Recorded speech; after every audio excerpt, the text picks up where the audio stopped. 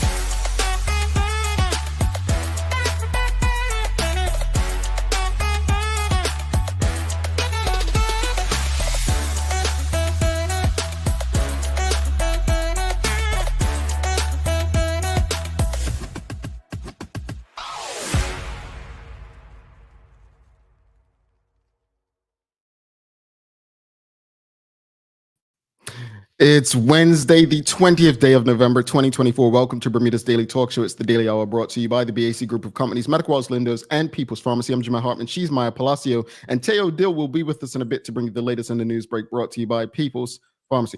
Well, it's Wednesday, Maya, and that means it's kind of, as people describe it, like the hump, like it's the middle of the traditional work week. I know what that is. Oh, sorry. Early, I thought, Well, I mean, somebody in the audience may not have known what it meant. They might have thought that hump meant something dirty. Fair. Yeah. Hump day. Was it or something people used to always call it camel day? Is it because camels have The hump? I see. Yeah. Yeah, I see. Can I? Is this a safe space? Go ahead. Okay. I always thought it was referencing something dirty. That's fair. I mean, some people make jokes about it. So yeah, why wouldn't you not like? Oh, see, okay, yeah, it's not just me then. Okay, yeah, but happy Hump Day to you, Maya. Happy Hump Day, and to the audience. And dear Mike Wilson says, a wonderful Wednesday to one and all. And here's hoping for nothing short of all life has to offer you on this day. Yes, indeed. Audience, while you're out there, do us a favor. Give us a like, a love, follow. Good conversation today. So greetings, everyone. Thanks for making us part of your daily routine. A good one today as we welcome Christian Chin-Gurret of Bermuda is Love. We're speaking on the environment and youth climate today. So you want to be a part of that. The daily play is it's music today. Okay. All right. Thank gosh. It's a Michael Jackson question I pulled out. So yeah, it's Michael Jackson. I haven't seen this game in a while. It's called Ultimate Music Trivia. And I found it in my box. So I said, let me just pull something out. And I was like, Maya's co-host. And so I think she's pretty good with Michael. I'm good with music. I know music. But Michael in particular, I think you should get this. Because literally every single Christmas is at Jackson 5 CD. Yeah, you know what's up. So now, folks, notice she put the pressure on herself. I didn't. So if she don't get this Michael Jackson question, that's on her. I didn't say it was easy yet. That's all right. That's sure. Yeah. All right, folks. Hey, you got 2 more days. If you haven't already, fill out the survey. All right. Yeah. I'm cussing to you this morning. Don't forget to subscribe on our website. Follow us on all of our social media channels to stay up to date with all that we have going on. Help us grow beyond the mic as we do our part to continue to improve our community. All right, folks. We've got to have a conversation this morning because y'all ain't gonna be too happy about what we're discussing this morning. No, you're not gonna be too happy. You aren't gonna be happy. You want to know what we're gonna talk about? All right. Yeah. Front page on DRG this morning. Members of Parliament could be in line for an 18.8% pay rise if a review board's recommendations are approved. Oh, yeah. That would mean an extra $7,000 a year, an additional incentive to motivate those members of the community that may be interested in serving as an MP, and a reversal of voluntary 10% cut to ministerial salaries made in 2011.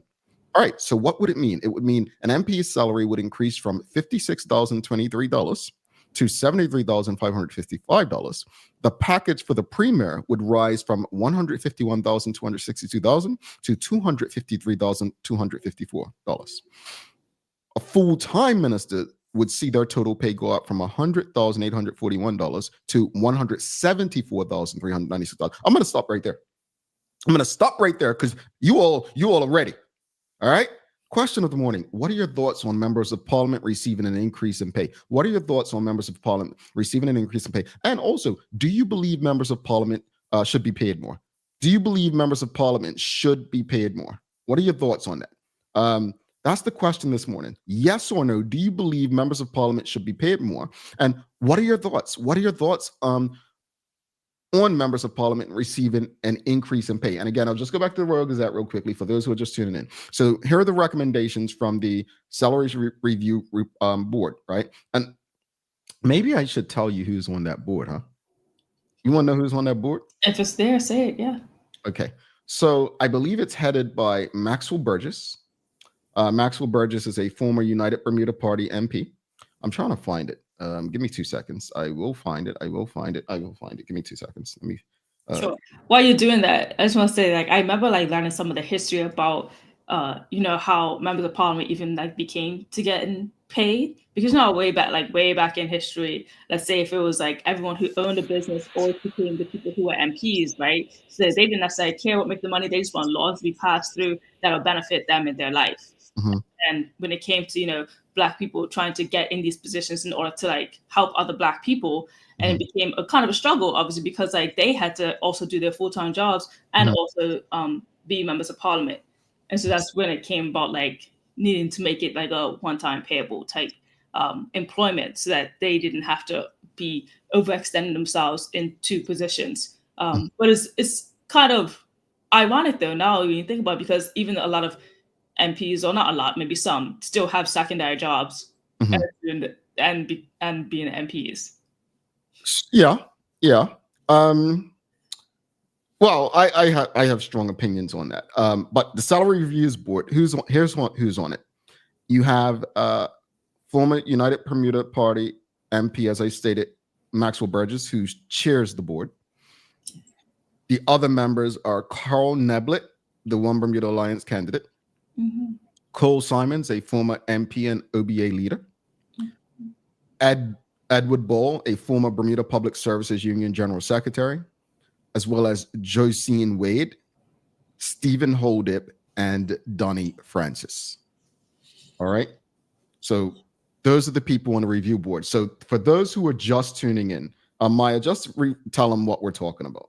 So this morning we're talking about the recent increase that might be happening with the members of parliament. So a question this morning is, what are your thoughts on members of parliament receiving an increase in pay? Now, this was on the Gazette as well, on the front of the headlines, and we're just going over the prices and increases that could be ranging from, I think Jamal, you said like 50-something thousand to going up to almost 70,000 in pay as well for members of parliament. And we're trying to get you guys' opinion as to what you guys think about that increase. Should it happen? Is it something that you think is right? And do you believe members of parliament should be paid more? Yes or no?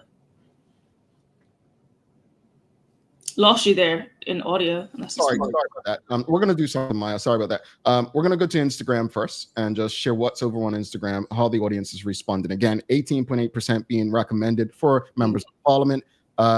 And here's what people over on Instagram is saying. Shaz Freestyle says, I think the job is part-time and most have another job in one fashion or another. Well, that used to be the case. And she says she loved the history lesson you just gave, Maya.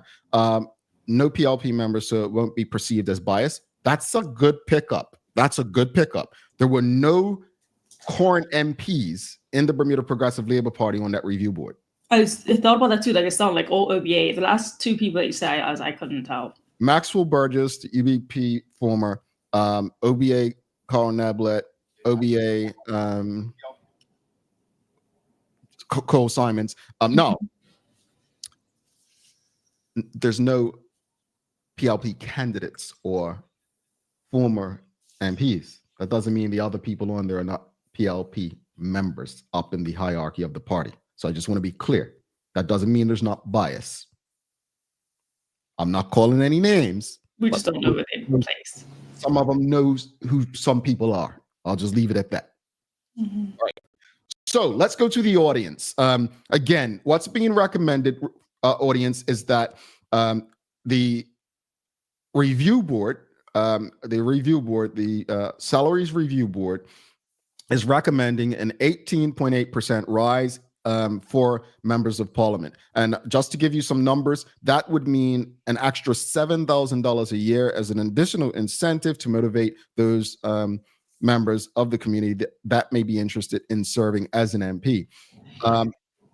This would be a reversal of the 10% cut to ministerial salaries in 2011. So to break down the numbers, currently MPs get $56,023. This increase would mean they'll get $73,555. The package for the premier would rise from $151,262 to $253,254, right? Woo! That's a lot.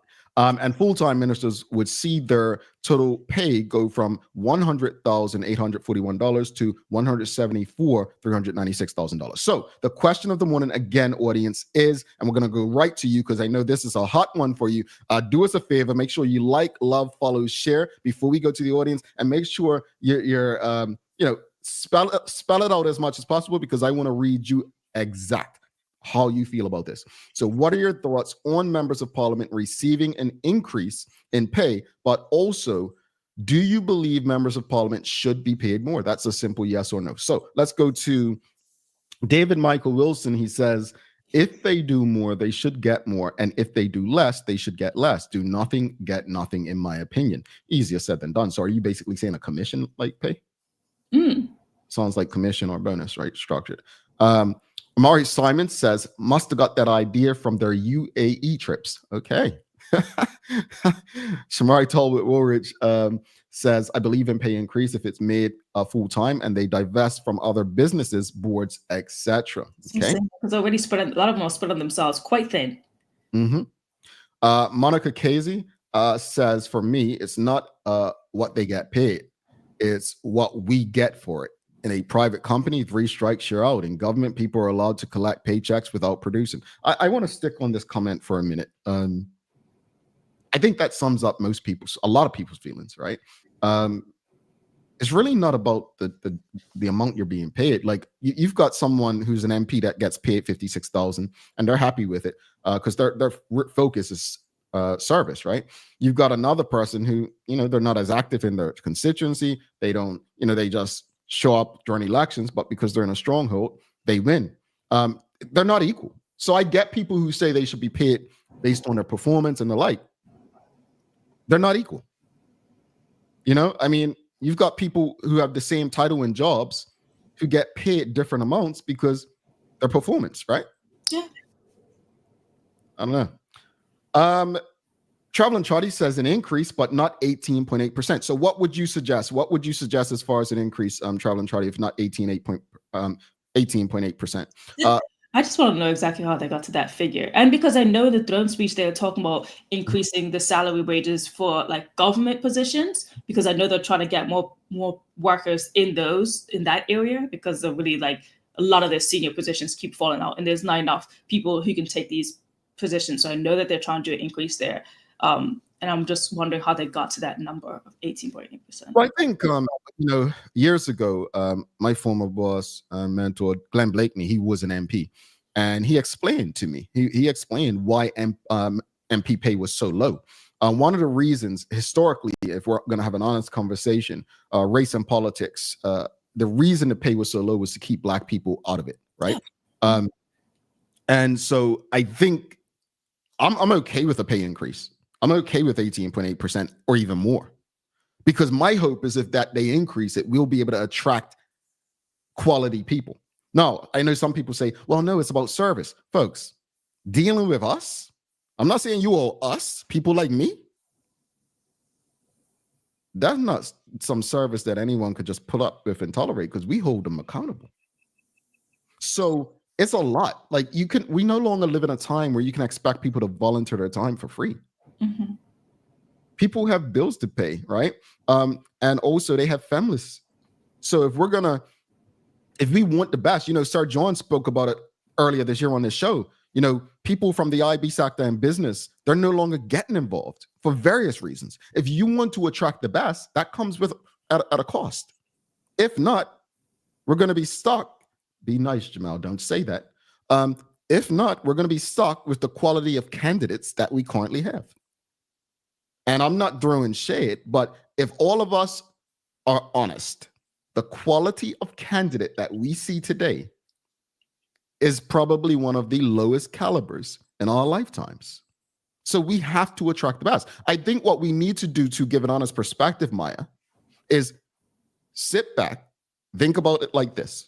Remove the individuals. Take the individuals, MPs that you don't like, take them out of your mind and think about the actual position. Like, if the right person was in this position, what should they get paid? We have to think of this objectively, because if we don't, what we're going to do is end up in the same situation we're in now, with a low caliber of candidates that is not serving our interest on a government level.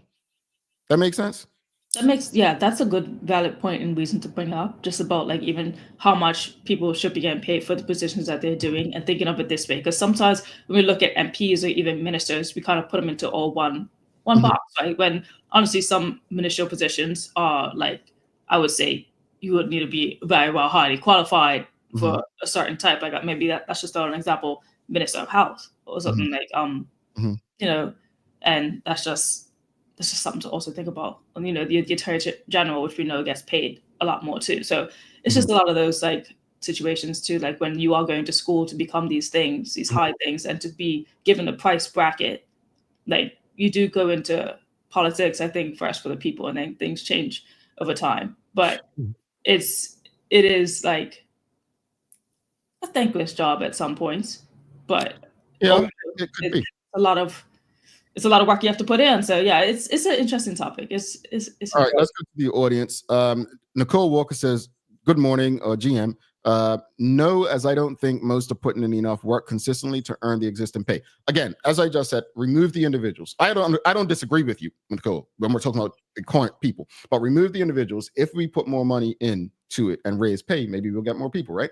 Renee Simmons says, "How could they want 18.8%? Well, they didn't ask for it. This is being recommended by the board. And give seniors a measly 2.4%.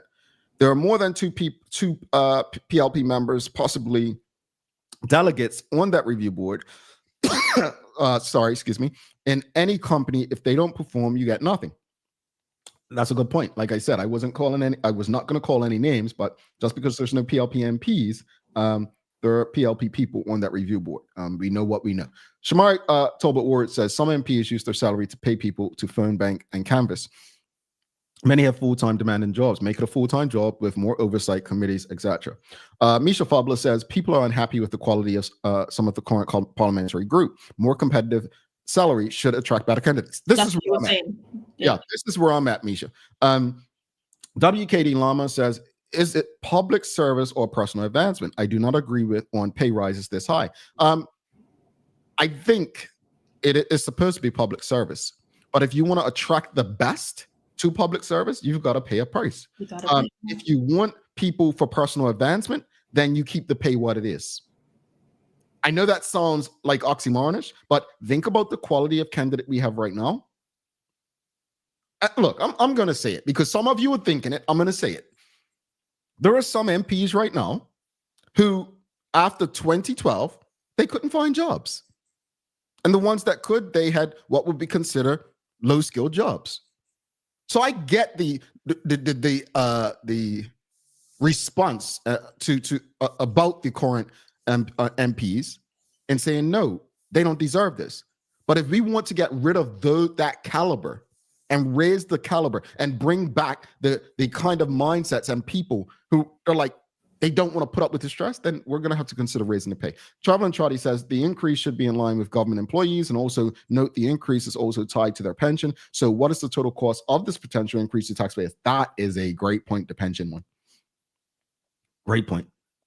Mari Simon says they need to fix the transparency issues. They don't even update their interest register. Plus, the civil service has been waiting for the same increase for years. Some of the salaries are too high, and it encourages a by any means necessary approach to elections. Okay.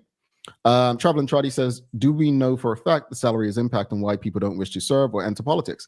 I don't think it's a survey that's been done. There's a number of reasons, and we had those conversations earlier this year with Sir John in particular. Some companies are encouraging people not to get involved, but what we're saying is historically, the salaries were kept low so that Black people in particular would not be interested in entering politics. That's the fact. Yeah. That's the fact. There was a racial dynamic at play back then. Mark Arthur C. Phillips says, well, one of two. Thank you for that perspective. I hope the pay increase will attract the smartest and brightest of our society. And he goes on to say, the only thing is that if the MPs got a pay increase, then all the branches of the civil service will expect an increase. And in the third speech, they're trying. Okay. Suzanne Ingham will wrap it up with this comment. She says, more money, 18.8%, more taxpayers' money. They don't do enough to deserve the 18%. We need a parliament who truly love the people, not the money. If you do nothing, you get nothing. Go. Don't just get money. Don't do it to just get money, I think she means. All right. So all that said, I think, well, let's go with one more comment. Janet Maynard says an increase should be based on the work the politician is doing. Are they communicating with their constituents and looking at what they're doing in our community? So again. Yeah, sorry. Yeah, Mike. I was just, I remember having a conversation. I know it was with someone from the OB, and I believe it was the leader at the time. Either it was Cole Simons or it was actually Michael Dunkley's interview that I had. But I remember asking about what's the criteria for your MPs, for like the people in the OBA versus people in the PLP. Like, what type of boxes do you have to tick to make sure that we're actually getting the value from you, and you're getting like the money that's required of you, like those type of things. And they both have their own separate tick boxes of what they want their own candidates to be doing. Mm-hmm. And it's just so interesting because I know everyone's like transparency and wants to know exactly, what are they doing to even get this money in? Maybe have you put through new legislation this month? Have you offered up anything? Have you helped with the charity? Have you helped something? I can tell you what they're doing. They're playing politics. They're holding their weekly or monthly get-togethers in their community where 10 seniors show up, right? And then they're putting pictures all over social media to act like they're doing something. That's what they're doing. That's what the Jamal Simmons of the worlds are doing. Because when people start criticizing MPs, well, at least he does something. He shows up and does this or that. No, you're lazy. No, you're collecting a check as the communications person for the party. No, you're not doing nothing for the people. You're just doing something to keep a job because you're one of the people in particular who kind of has become a career politician. Let's bring Taylor Dillon for the Daily Hour News Break. In the meantime, please make sure you fill out the survey if you haven't already. Our annual survey. If you haven't done it, please just give us a touch. And also, while we bring Taylor in, give us a like, a love, a follow. Make sure you share the conversation with your friends, family, and colleagues. Maya, can you put up? We want to keep this conversation going on social media. Just get some insight from our social media audience, whether or not people agree with this increase. Or maybe shake the question: do you think an increase in pay will attract Bermuda's best and brightest? Yeah, maybe something like that. I don't know. We'll talk about it. Anyway, follow us on social media so you can stay up to date with what we're putting out there. Where is Taylor's news thing? All right, here we go. Let's hear from the taster, because Taylor's a former senator. Maybe he has a different take.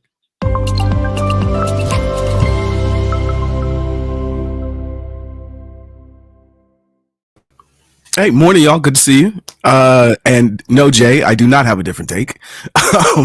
And I'd like to think that my time in Parliament does not color my perspective on this, specifically because of the history. Traditionally, the parliamentary compensation was kept low so that people who were not independently wealthy, which overwhelmingly were Black people, were not able to feed their families, cover their needs, and serve in that capacity. Mm-hmm. So anything that makes it easier for regular working people to actually occupy these spaces is necessarily better for everybody, I think. So yeah, you're both right. I think. Appreciate you. Now, as far as news is concerned, I really want you to focus on this. Almost a third of Bermuda's residents deal with food insecurity, with about 1 in 10 experiencing extreme food deprivation. This from Minister of Youth, Social Development, and Seniors, Tanae Ferbert, as she presented a $25,000 check to the Eliza Doolittle Society to help them continue addressing hunger in Bermuda. A call to action for all of us to ensure that no child, senior, or family goes without means to nourish their bodies and minds. Over the past year, the Eliza Doolittle Society has served nearly 1,000 families, distributing more than 16,000 bags of groceries. Interesting.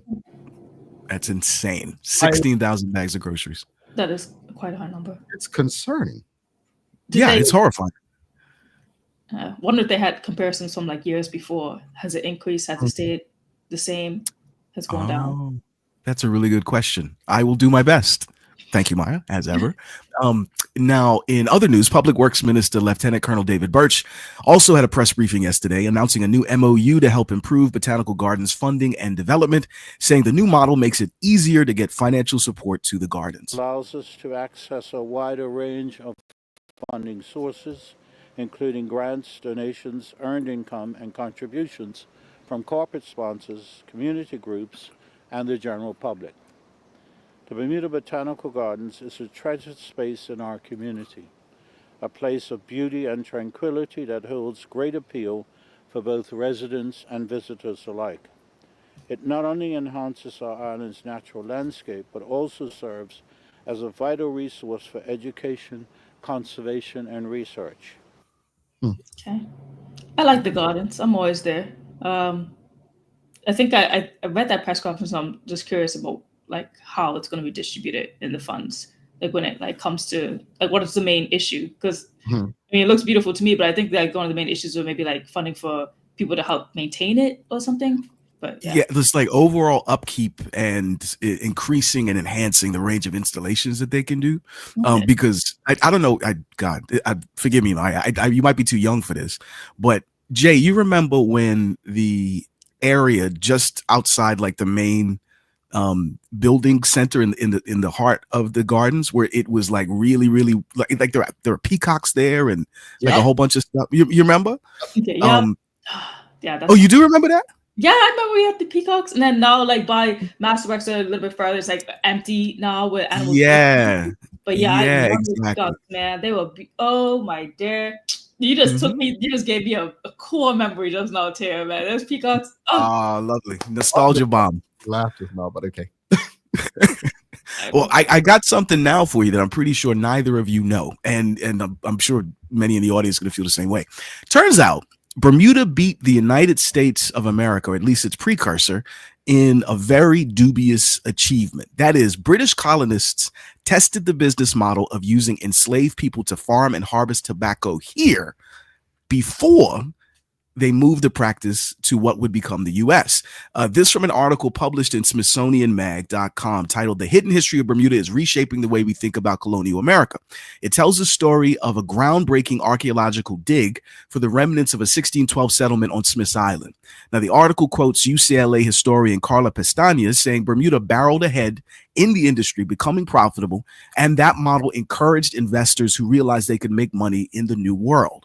It was the first financially successful plantation. Now, this is the heavy stuff. The first enslaved black laborer was brought to Bermuda in 1616, 3 years before black folks were taken to Virginia. In fact, as small as Bermuda is, it took until 1624 for Virginia's tobacco exports to England to beat what we did here in Bermuda. It might have gone on longer, but our limited land and tobacco's rough treatment of the soil here brought an end to the Bermudian tobacco boom. The article is fascinating. You can find it on SmithsonianMag.com. It was published yesterday. None of that surprises me for some reason. Well, that was the thing, right? Like, as I was reading it, I'm like, oh, of course.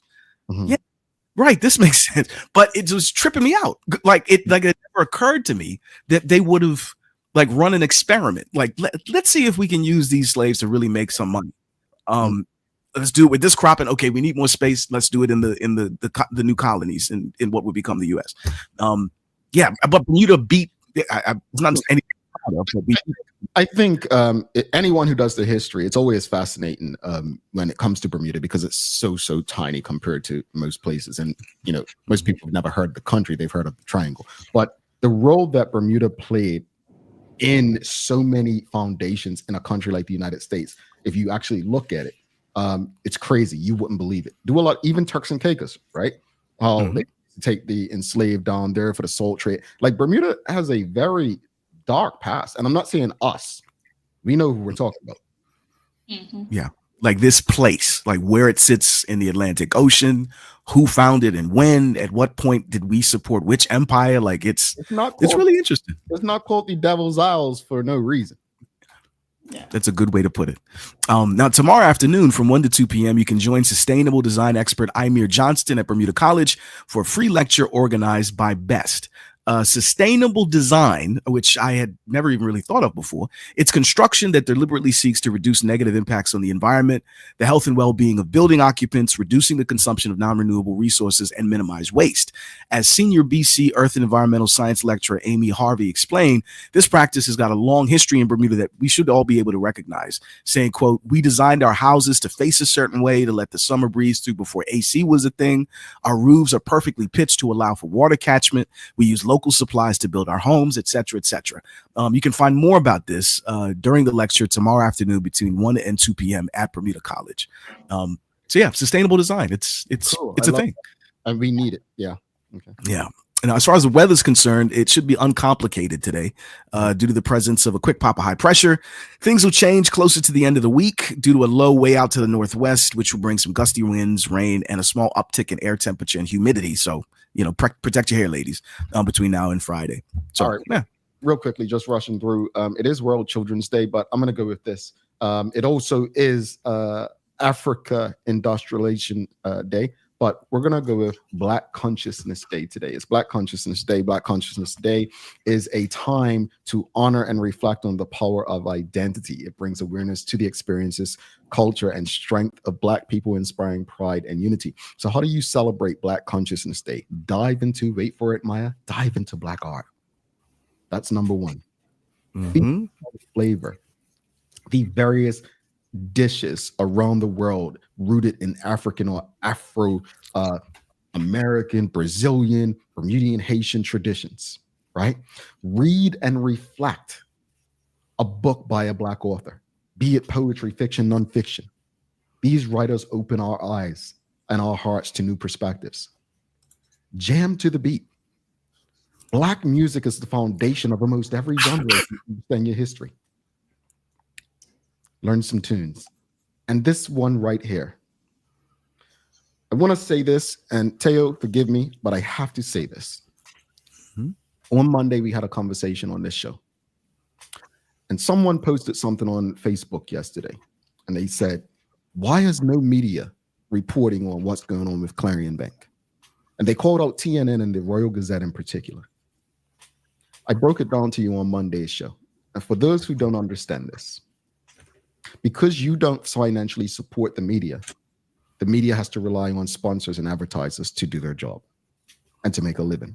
And because they have to rely on sponsors and advertisers to do their job, they're not going to do and provide, wait for it, what you want to hear all the time. So if they go out and report and criticize and open the books, the door for people to write comments about Clarion, who is an advertiser or a sponsor, you're not going to financially support them. See, we all want things, but few of us want to give. When you think about it, some of us are no different from members of parliament. Have a wonderful day. Well done. Thanks, bro. Good to see you. All right, brother. Teodil, folks, do not go anywhere. We're going to take a quick break. We'll be back after this break. We've got Christian Chin-Gurret. We're going to be talking about the environmental working group with Bermuda is Love, and also the youth climate, the youth climate summit. All right, stick with us. We'll be back in 2 minutes, 25 seconds. In the meantime, if you haven't done our survey, get on it. If you haven't gave us a like, a love, follow, or share today, make sure you do that as well. Let's face it, life can be a little wild, but shopping doesn't have to be. I choose Peoples, so that whether it's a prescription that needs to be filled, a toy for my little terror, or a gift for a new addition to the family, we'll see about that. Everything's available in one convenient location. Some call it Peoples. I call it my one-stop shop in the city. Peoples, we're here for you.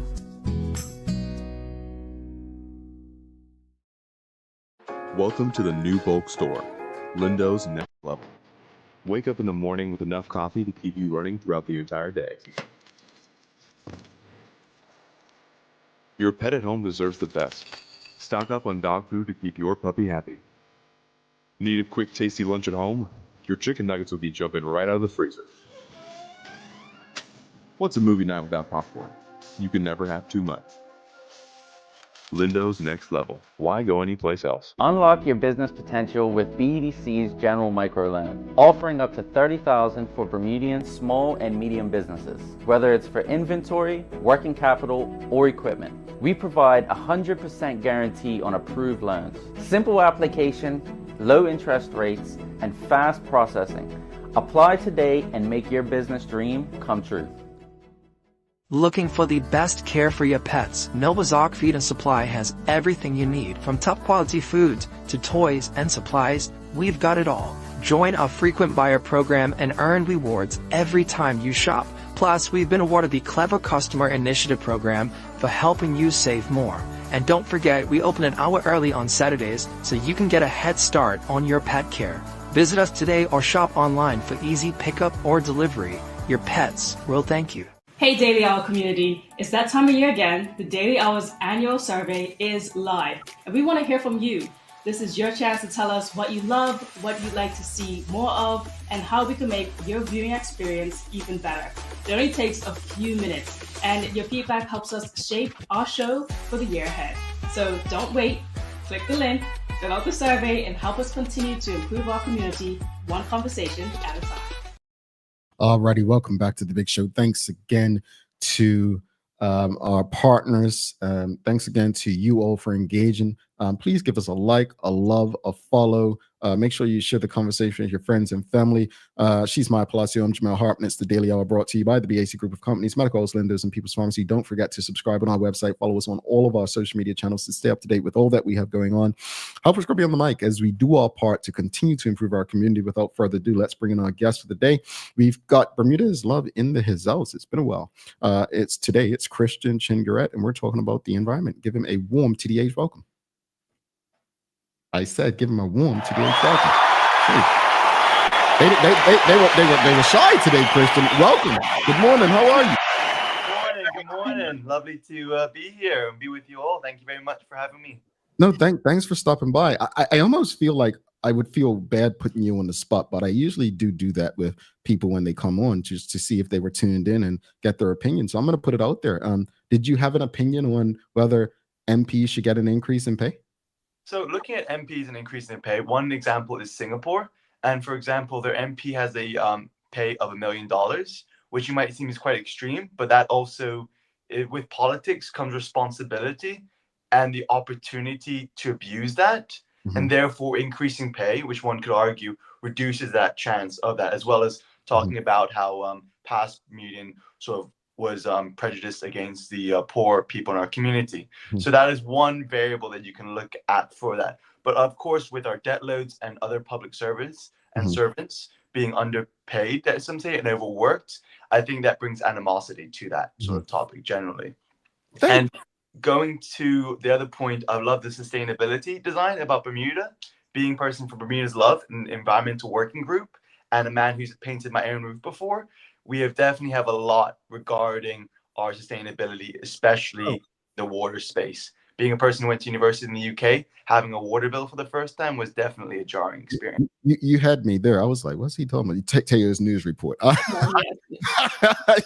I was like that this morning. Yeah, I have to listen to the news, so I got you. But Kristen, thanks so much for joining us this morning. For those who don't know, just tell us a bit about your background and what your role is with Bermuda's Love. So right now, born and raised in Bermuda, been here since birth, which is great. Went to university in the UK. I did an undergraduate in product design and a master in innovation entrepreneurship. So I sort of see the A to Z of business, and that helps me to approach not just environmentally, but understands the fundamental of sustainability. Because we talk about sustainability, but some people wonder what there's two ways: sustainable development and sustainability. And sustainability, you have three verticals: people, planet, and profit. And we often always focus on that profit and sometimes on the people, but we need to focus on all three. I appreciate that for sure. Well, let's go into a little bit more. Can you actually tell us a bit about the environmental working group itself? Like, how does it operate? What does it do? So it operates under the umbrella of Bermuda's Love. I'm sure you met our other people who are members. I focus on that. We are a grassroots organization, slowly growing, and we're also finally a charity. So I'm very excited about that. We do trash cleanups. We have a community garden at TM Tatum we work with, getting people onto the earth, as well as a community school garden we're working for with one of the government schools. Interesting. Gotcha. So it's just a small, slowly build up a process over time. Mm-hmm. Small steps. So what does it mean to have this group, and like, why did you even start it?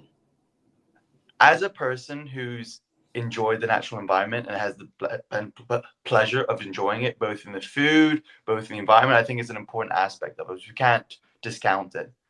Our food comes from it, we all integrated part of it. Mm-hmm. And it's part of one of the 7 needs and verticals that we have. An environment affects all of them.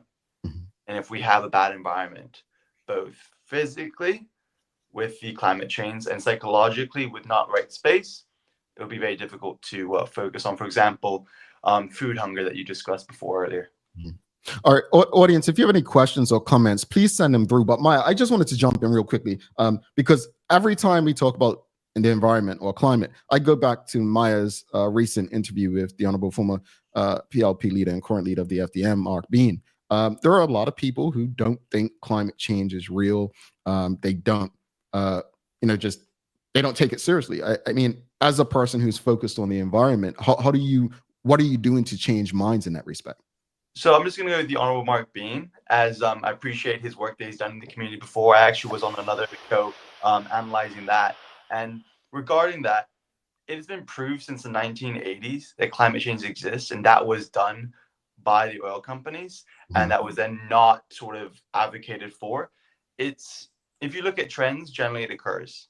Yes, you have cycles of environments going up and down, but if you look at overall trends, it's trajecting upwards, not in the right direction. Got you. People deny science. I mean, I to each their own, but it comes with a risk. We've also have flat earthers nowadays, and that was proved since the ancient Greeks. So there's always going to be deniers no matter what, but majority of scientists, over 90% of scientists say. So the consensus is not always correct, but when you have science constantly checking and double checking, you would certainly hope to trust them. All right, cool. So I want to ask the audience, do you believe that climate change is real? Yes or no? Feel free. And honestly, there's no judgment zone here, right? There's evidence that says it is, but you may not agree with the evidence, right?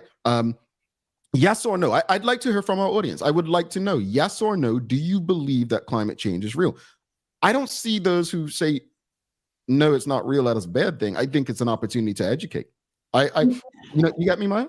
I completely get you, because outside, and I really do hope it's okay I mentioned, outside of Mark and I's conversation, the Honorable Mark Bean and I's conversation, like, we did get to talk a little bit more on the topic. And I think sometimes it's a way of how people see the word climate change as well.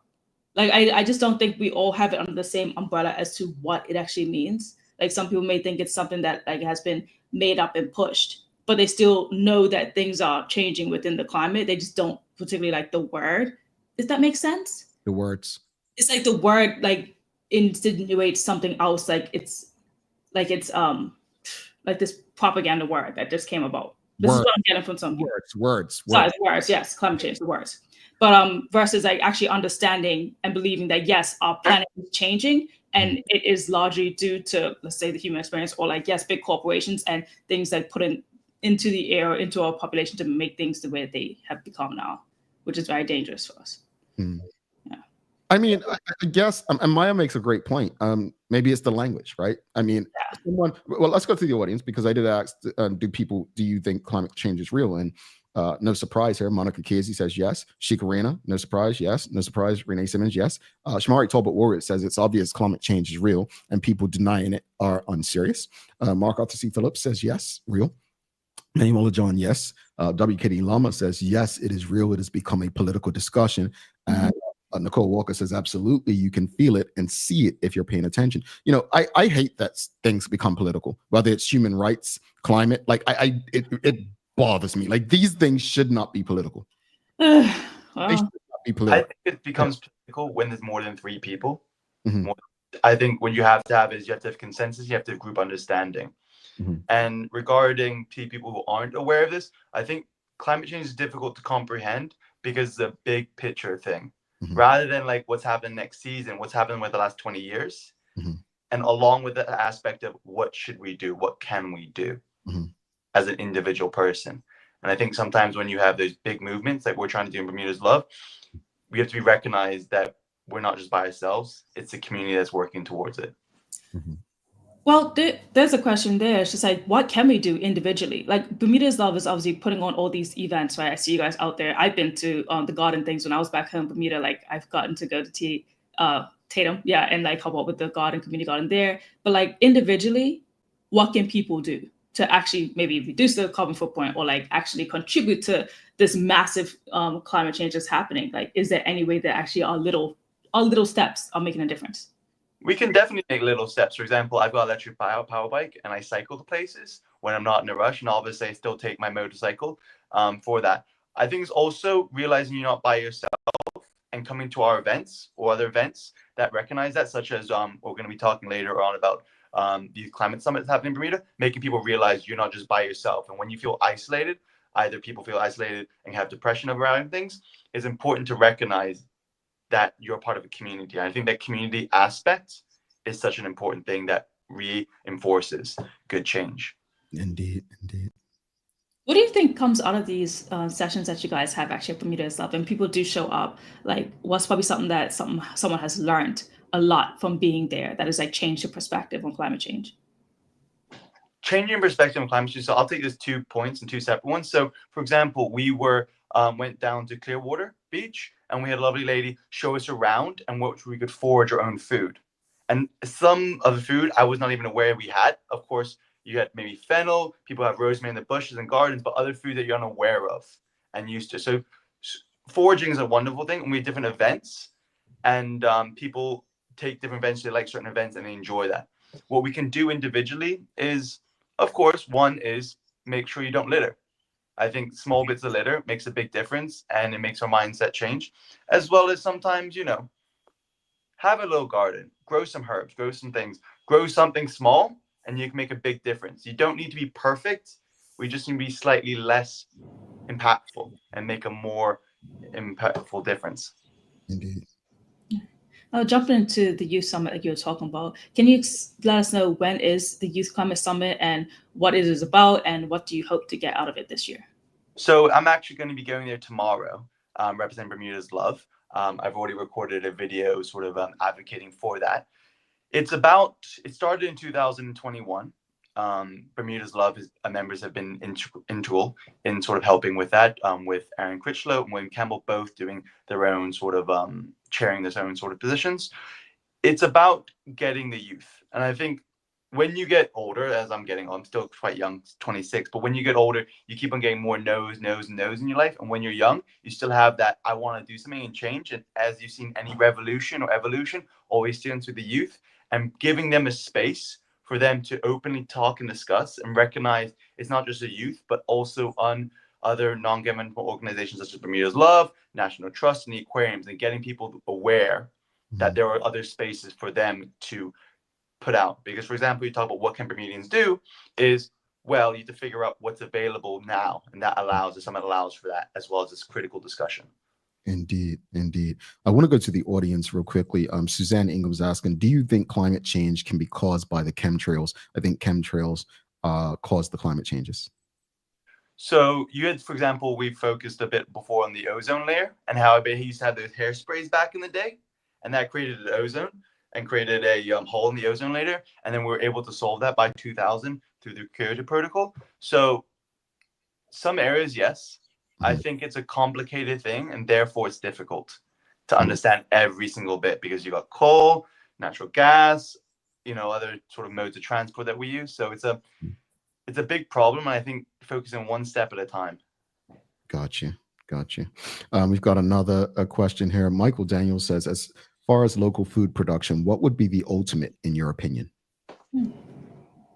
Well, we first talked about you guys mentioning about Bermuda and the slavery, unfortunately, and how that was a microcosm, and then they couldn't expand further. I think what we need to focus on is vertical farming due to our space constraint, as well as electricity costs, which is unfortunate. We could combine both sustainable resources and environmental protection, such as changing those two-dimensional farmlands into 3-dimensional and using solar panels to do that, as well as, of course, what people do in World War II, have their own gardens in back of their house, assuming they had time and enjoyment to do that, which I'm sure you noticed lots of people started getting into during the COVID pandemic. I myself started moving towards that as well. Okay. Charles H. Jefferson II is asking, what are the group's thoughts on government's plan for us to move fully electrical vehicles? I think it's a good one. The question is, what's the next stepping stone and what progression it is? Because, for example, electricity, if you produce it from your own house by solar panels, that means it's going to be less gas. Of course, it would be safer, I think, over time. And I think it overall makes sense. The question is, at what stage now? It's everything's moving towards that direction. I have solar panel on my parents' house. It's, as you know, it would save you electricity, assuming you keep the batteries and have battery storage as well. All right. I guess at this point, I really just want to ask, I mean, Maya kind of asked it earlier, what can we do as individuals to help the climate and the earth and the environment, right? But what can the community do to support your efforts in doing what you guys are doing? I think turning up is the most important one, because if nobody turns up, nothing gets done. And then you're able to realize what areas you like about Bermuda's Love, because you have 7 verticals, one being, of course, environmental that we're discussing now, but food, housing, clothing, which requires upcycling, education and programs such as law, and we have legal professions, so pro bono legal. So I think just come to any events. We're on Instagram, Twitter, we have Gmail, we have a mailing list out there, bermudaslove@gmail.com, and come and support and see what you like. Indeed. We've got Dorian asking, how do dispose the batteries from electrical vehicles? So how do we dispose them? Right now, it's extremely difficult.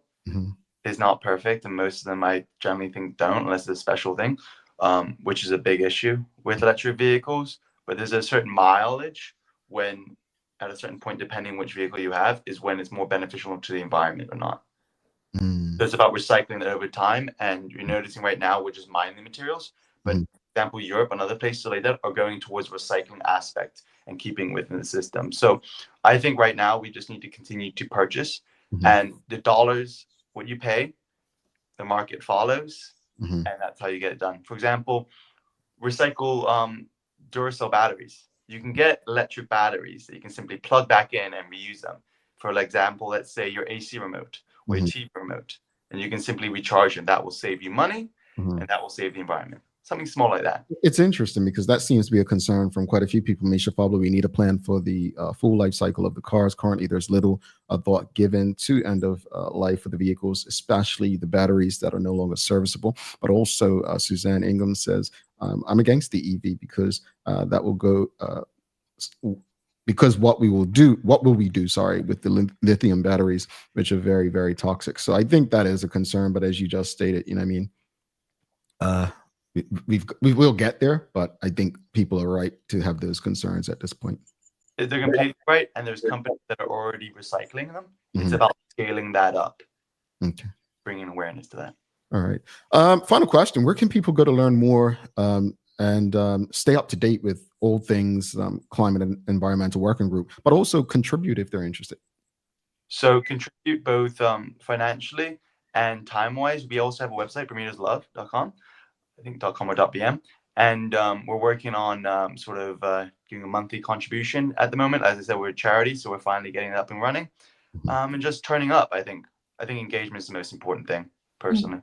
All right. Christian, thank you so much for your time this morning. Another important community conversation. Please, all the best on your travels for the Youth Climate Summit, and keep us up to date. We'll be happy to share whatever you're learning that may help all of us live a more environmentally friendly life. So have a wonderful time. Talk soon. All right. Christian Chin-Gurret, folks, if you appreciated that conversation, please give us a thumbs up, a love, a like. Make sure you share the conversation with your friends, your family, your colleagues. We're going to take a quick break.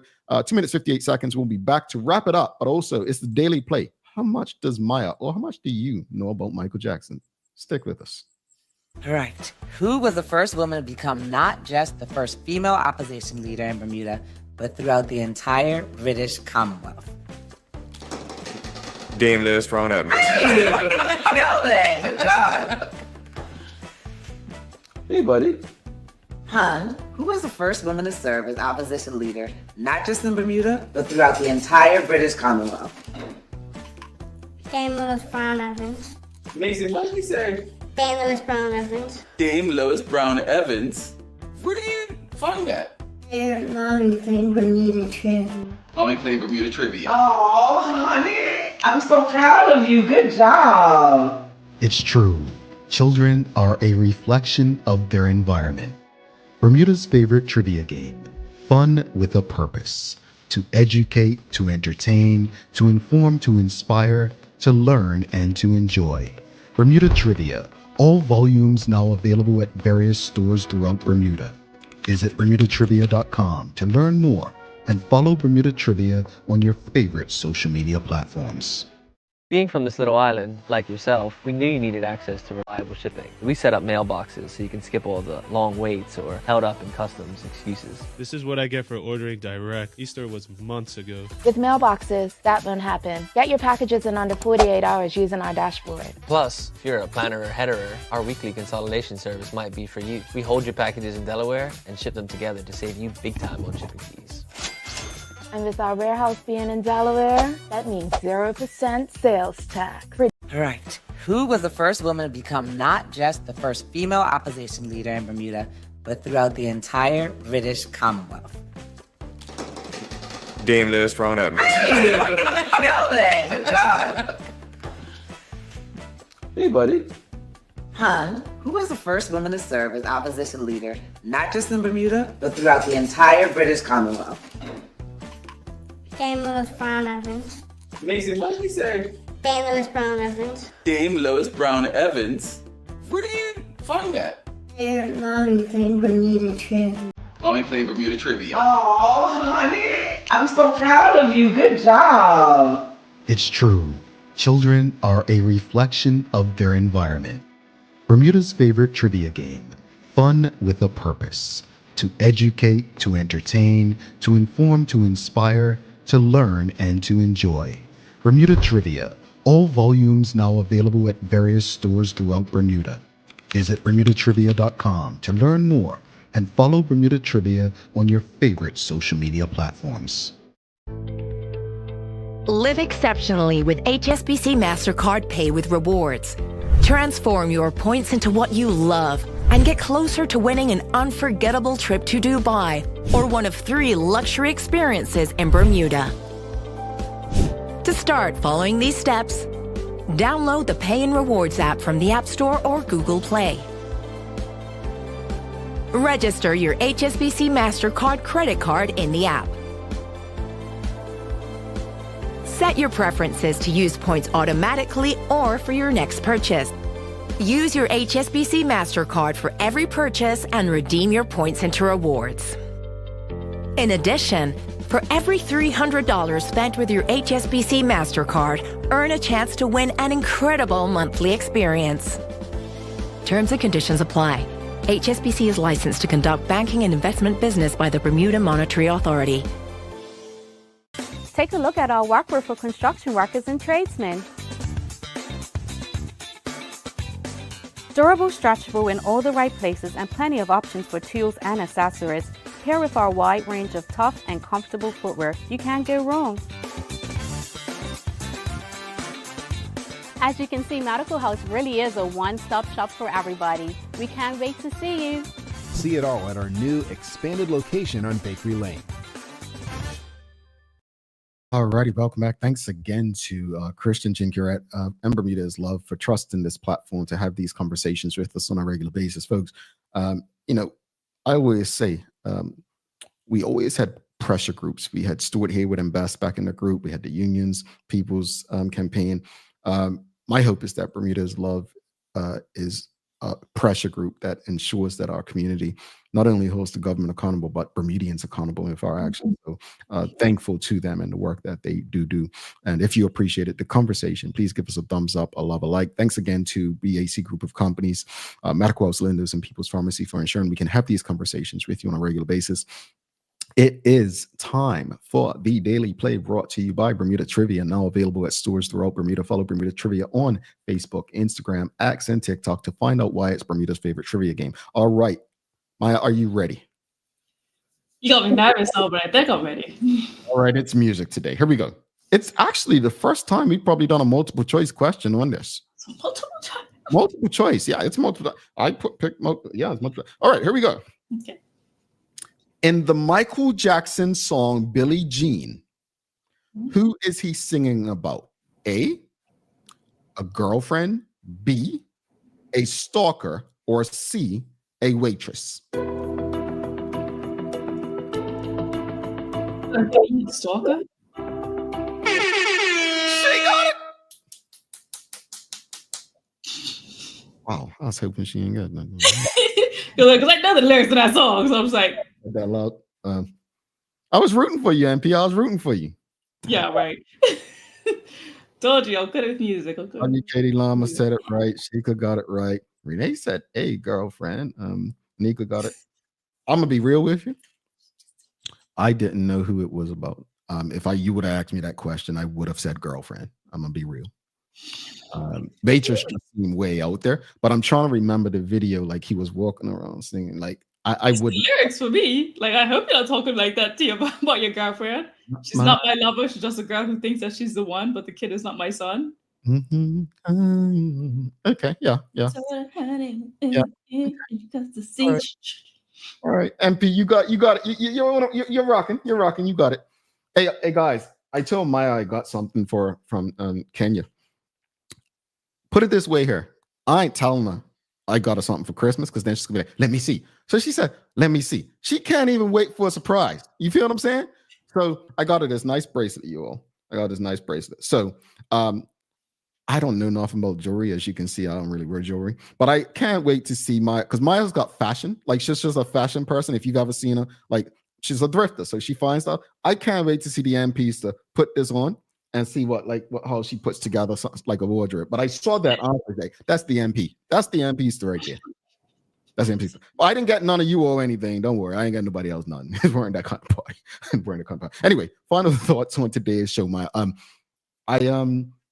People are pretty upset. I've been looking on X and things, and they're pretty upset about this increase in pay and whatnot. But what are your final thoughts on the potential increase? Potential increase. Sorry, potential, folks. Recommended increase. Recommended. Yeah.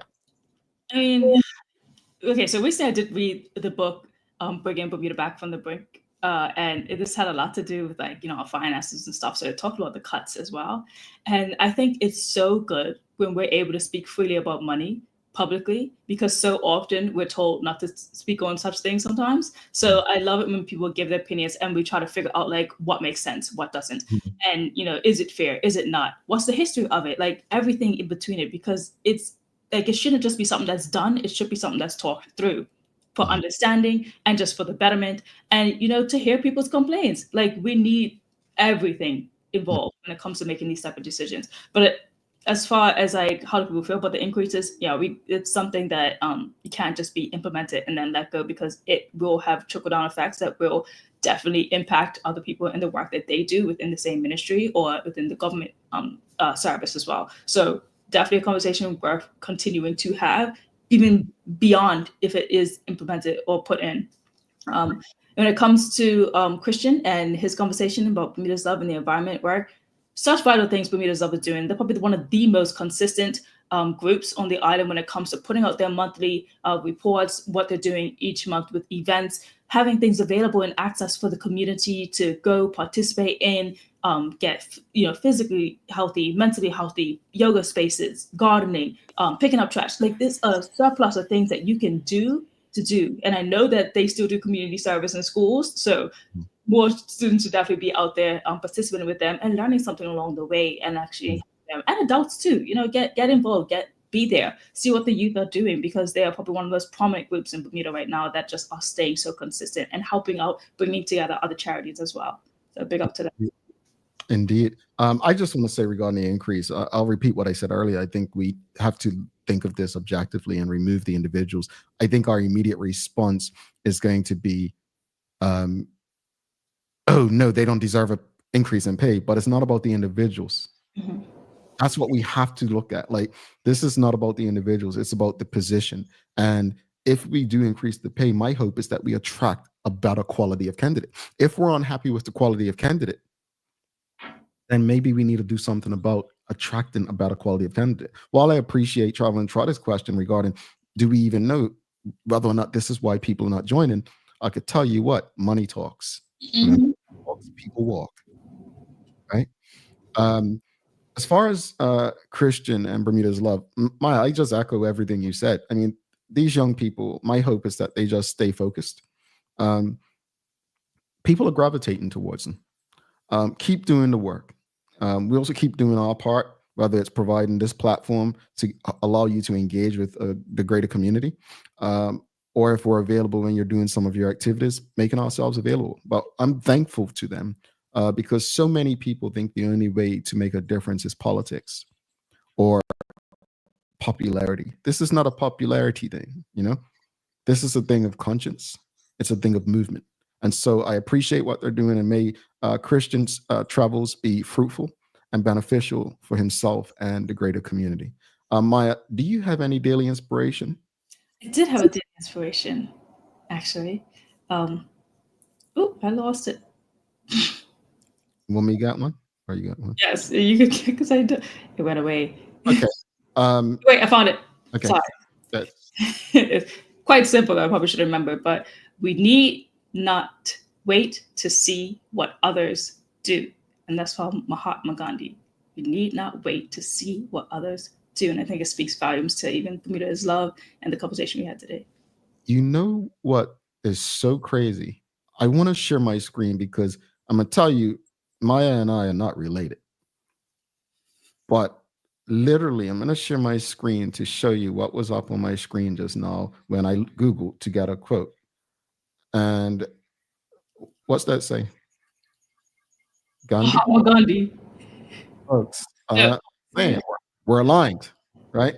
I was going to read him a Gandhi quote. So, wow, that's crazy. I had to share it because it wouldn't have been believable. That's crazy.